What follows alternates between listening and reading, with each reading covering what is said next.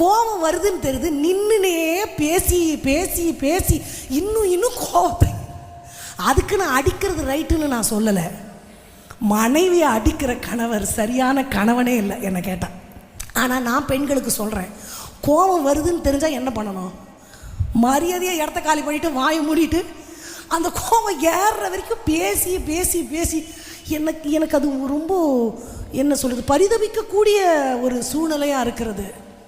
அப்போ நம்மளுக்கு ஞானம் வேணும்ல. அபிகாயில் எவ்வளோ ஞானமாக இருந்தால் அப்படி நம்மளை காப்பாற்றுறதுக்கே நமக்கு அறிவு இல்லைன்னா நம்ம எங்கேருந்து அவரை காப்பாற்றுறது? ஸோ ஞானமுள்ள ஒரு பெண் தன் கணவனை காக்கிறவள்.